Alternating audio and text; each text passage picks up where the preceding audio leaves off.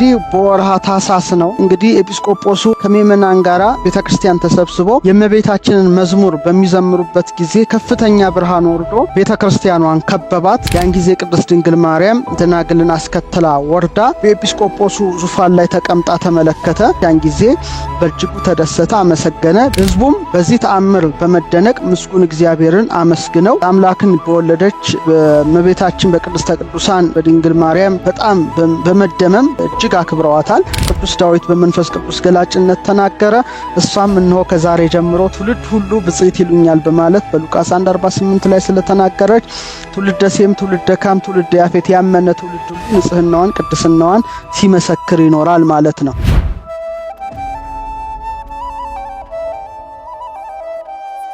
የተወደዳችሁ የተከበራችሁ የክርስቶስ ቤተሰቦች ምእመናት እንደምንቆያችሁ እንደምናረፈዳችሁ እንደምናመሻችሁ በእያላችሁበት ሰላማችሁ ይብዛ። እንደ እግዚአብሔር ፈቃድ መርሃ ግብራችንን ጀምረናል። የዛሬው መርሃ ግብራችን እንግዲህ ነገረ ማርያምን ምንዳስስበት መርሃ ግብራችን ነው። በዛሬው መርሃ ግብራችን ላይ እንግዲህ ታኅሳስ 22 በተለይ ቅዱስ ገብርኤል ቅድስት ድንግል ማርያምን ያበሰረው መጋቢት 29 ቢሆንም ለምን ታኅሳስ 22 ይከበራል?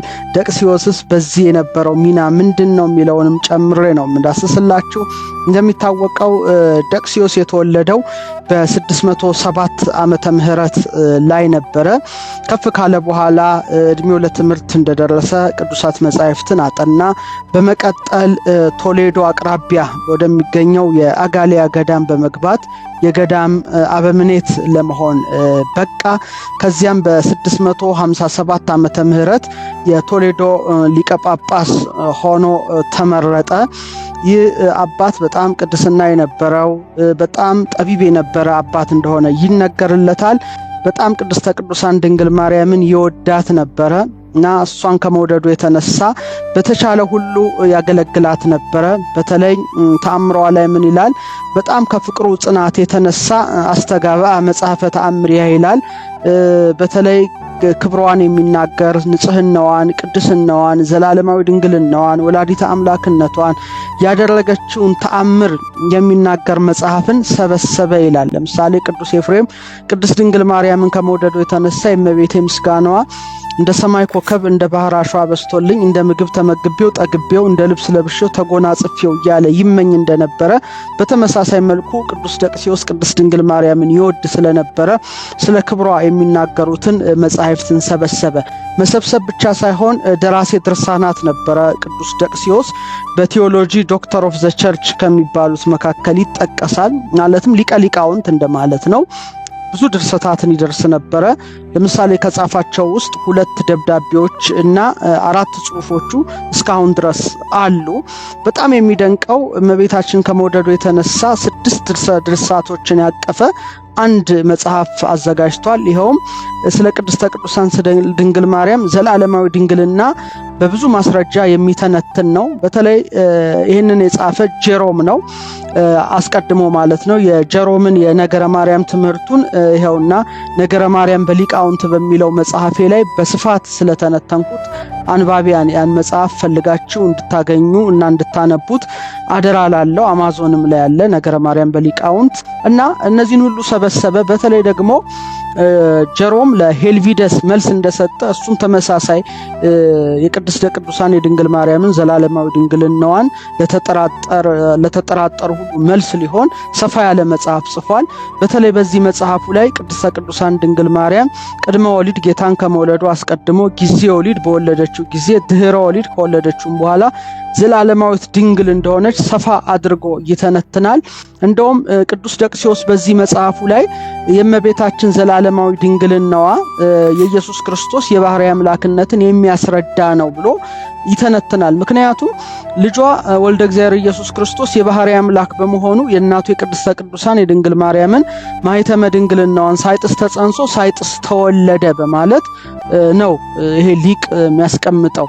ስለዚህ ይህን መጽሐፍ ካዘጋጀ በኋላ ቅድስተ ቅዱሳን ድንግል ማርያም እንደተገለጸችለት ይነገራል።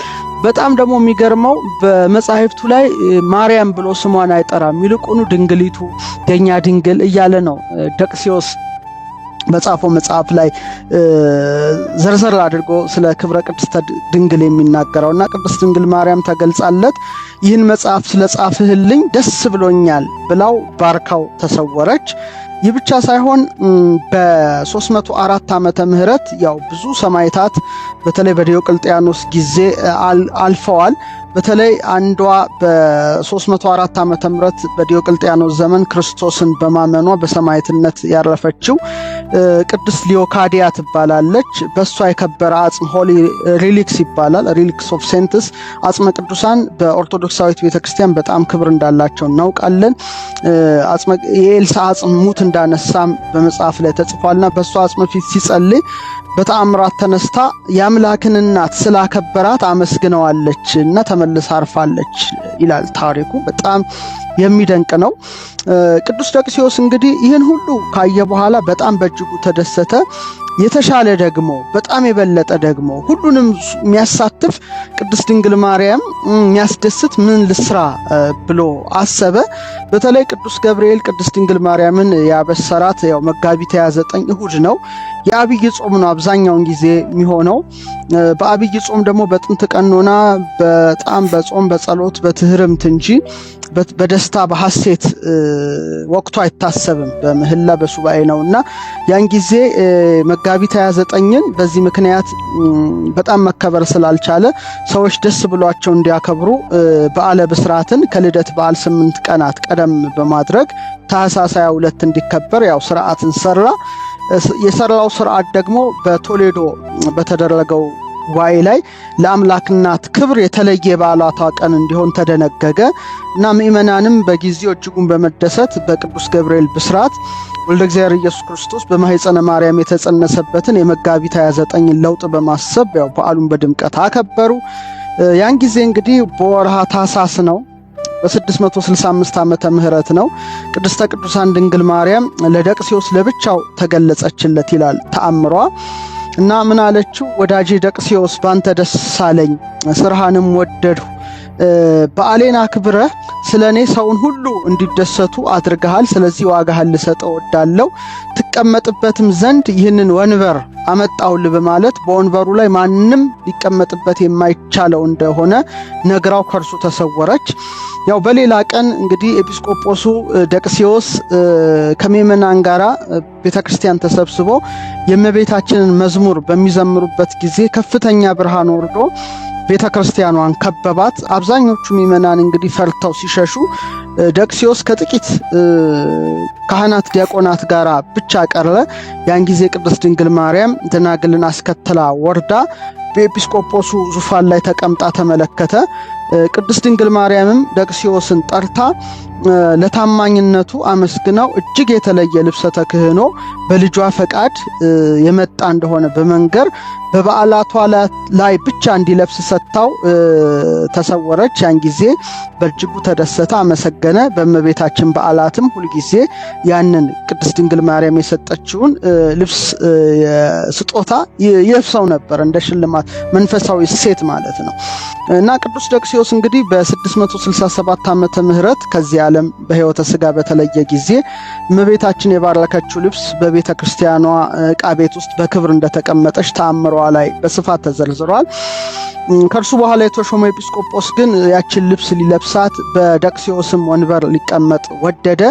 ቀሳውስትና መምህራን ግን ተአምሯ ላይ እንደምናየው የልብሷን የልብሰ ተክህኗን ክብር በመንገር የእመቤታችን ስጦታ መሆኗን በመንገር ተዋሉት። እርሱ ግን ልክ እንደ ኦዚያን በድፍረት ልብሷን ለብሶ በወንበሩ በተቀመጠ ጊዜ ያው በመጽሐፍ ቅዱስ ላይ ለምሳሌ ሐናንያና ሰጲራ በቅዱስ ጴጥሮስ ፊት ተቀስፈው እንደሞቱ እርሱም በተአምሯ ላይ ምን ይላል? ወድቀ በጊዜሁ እምላይለ ውእቱ መንበር በቅድመ ኩሎሙ ሰብ እልሃለው ውስተ ቤተ ክርስቲያን ወሞተ በእኩይ ሞት ወህሱን ፈድፋዳ ይላል።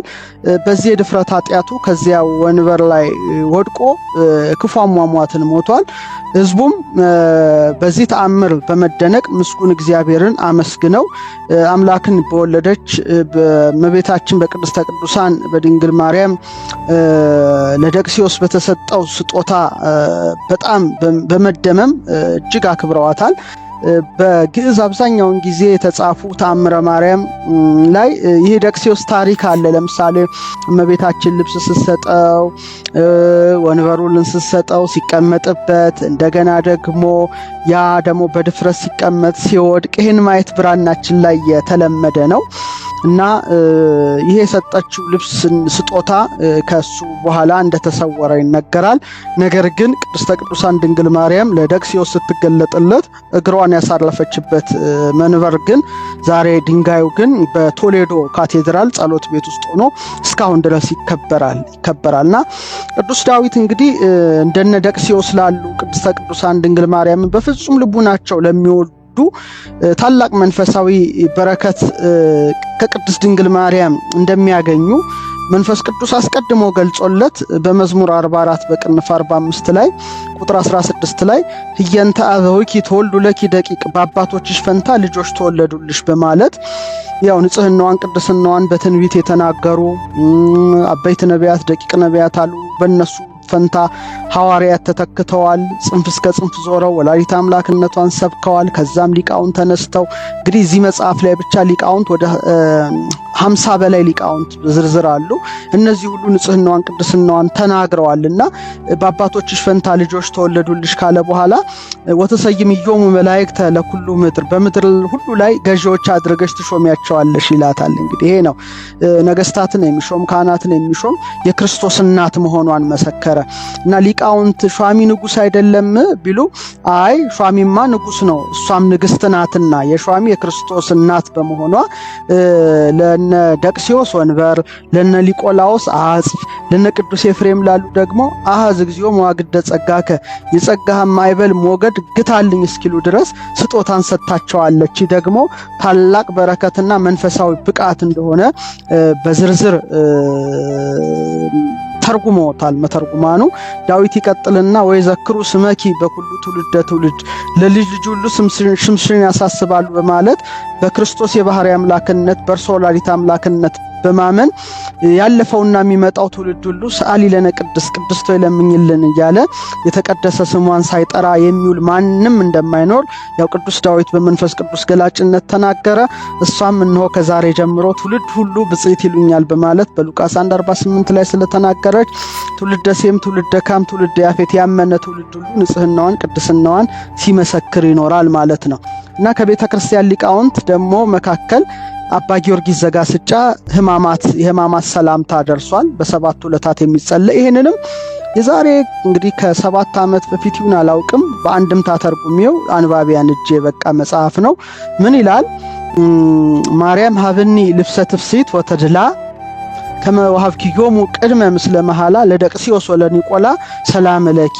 ወደ አማርኛ ስንመልሰው ለኒቆላና ለደቅሲዮስ ከቃል ኪዳን ጋር አስቀድመሽ እንደሰጠሻቸው ሰላምታ የተገባሽ ማርያም የፍጹም ደስታና ተላ ልብስን ለኔም ስጪኝ በማለት ለደቅሲዮስን ልብስ የሰጠች፣ ለኒቆላም በፈረንጆች ሳንታ ክላውስ ይሉታል፣ እኛ ደግሞ ቅዱስ ኒቆላዎስ ነው የምንለው። ከሰለስቱ ምዕት መካከል ነው። ለሱም አጽፍ እንደሰጠችው ስንክሳራችን ላይ ይጽፋል እና ይሄ በጣም አስደናቂ ነው። ሌላው አባ ገብረ ማርያምና ዘደብርሃንታና አባ ጽጌ ድንግል በማኅሌተ ጽጌ መጽሐፋቸው ላይ የእመቤታችንን ተአምር ለሰበሰበ ስለ ክብሯ የጻፈላት ደቅሲዮስ በዓሏን ያከበረ ደቅሲዮስ ቅድስት ድንግል ማርያም ተገልጻ በረከትን እንደሰጠችው እነዚህም ሊቃውንት ማኅሌተ ጽጌን የደረሱላት ሊቃውንት በረከትን ሽተው ምን አሉ? ሶበ ጸሐፈ ደቅሲዮስ ተአምረኪ ቅዱሰ መንበረ ወአጽፈ እሴተ ጻማሁ ወረሰ ማርያም ድንግል ዘታብዕሊ ጽኑሰ አስበ ማኅሌቴ አቅመ ልቤ ሐሰሰ ጸግውኒ አትሮንሰ ወጽጉየ ልብሰ። ወደ አማርኛ ስንመልሰው ደቅሲዮስ ልዩ የሆነ ተአምርሽን በጻፈ ጊዜ የድካሙን ዋጋ ልብስንና ወንበርን አገኘ። ደሃውን በምልጃሽ ባለጠጋ የምታደርጊ ማለትም ነዳዬ አእምሮውን በቃል ኪዳንሽ በዓለ አእምሮ የምታደርጊ ድንግል ማርያም ልቡናዬ በፈለገ መጠን የምስጋናዬን ደሞዝ ወንበርና የክብር ልብስን ስጪኝ በማለት የሸዋሚ የክርስቶስ እናት ንግሥተ ሰማያት ወምር ቅድስተ ቅዱሳን ድንግል ማርያምን አመስግነዋታል እነዚህ ሊቃውንት። በመሆኑም ምእመናንና ምእመናት እንግዲህ ለአጭር ደቂቃ ታኅሳስ 22 ስለ ደቅስዮስ ይነገራልና ይህንንም ታሪክ አስቀድማችሁ አውቃችሁ እናንተም ልክ እንደ ደቅስዮስ ተአምሯን እንደጻፈ ክብሯን እንደመሰከረ እናንተም ደግሞ ተአምሯ ላይ እንደተጻፈ በጎ አገልግሎት ለሚያገለግላት ዋጋውን ትሰጠዋለች እንዳለ ሰፊ የሆነ ሰማያዊ ዋጋ በረከቷን፣ ረድኤቷን፣ ጸጋዋን ለማግኘት ያው ትጋት እንድታሳዩ የሚል ነው። ሌላው ነገረ ማርያም በሊቃውንት እንግዲህ አንደኛው ክፍለ ዘመን እስከ 9ኛው ክፍለ ዘመን የተነሱ ሊቃውንትን የሚዳስስ ነው። 20 ኦልሞስት ወደ 51 ሊቃውንት ቅድስት ድንግል ማርያምን እንዴት እንዳወደሱ እኔም ያዘጋጀሁት ነው። በብሉይ ኪዳን ወደ 500 ገጽ የያዘ መጽሐፍ፣ ትልቅ መጽሐፍ ነው። በጣም በርካታ ወደ 143 ምሳሌዎቿን ይዟል። ነገረ ማርያም በአዲስ ኪዳን ያዘጋጀሁት ወደ 400 ገጽ በላይ ነው። አንብቡት። ነገረ ማርያም በሊቃውንት እንግዲህ ክፍል 1 ወደ 225 ገጽ ነው። ይሄም ደግሞ ወደ 230 ገጾችን ያለፈ በአጠቃላይ ወደ 400 ገጽ በላይ ሆኖ ወደ 500 የሚጠጉ በመሆናቸው እነዚህ ሊቃውንት ያስተማሩትን እንድታነቡ አደራ ላለው። በዚሁ አጋጣሚ ታኅሳስ 22 ደቅስዮስ ያው ተአምሯን፣ ክብሯን፣ ንጽህናዋን፣ ቅድስናዋን የሚናገሩ መጻሕፍት እንደሰበሰበ የሊቃውንቱን እኔም ደግሞ ምናልባት እግዚአብሔር ቢፈቅድ በተከታታይ ቢያንስ በሁለት ቀን አንድ ወር ብንችል በየቀኑ ነገረ ማርያም በሊቃውንት ክፍል 1 መጽሐፌን ጀምሮ እስከ ክፍል 2 ያሉትን እያነበብኩላችሁ እየተረኩላችሁ እናንተም ማስታወሻ እየያዛችሁ ትማማራላችሁ ማለት ነው። ከልብ ወዳችኋለሁ፣ አከብራችኋለሁ። የቅድስተ ቅዱሳን የድንግል ማርያም ምልጃዋ፣ ረድኤቷ፣ ቃል ኪዳኗ ከሁላችን ጋር ይሁን። ወስብሐት ለእግዚአብሔር።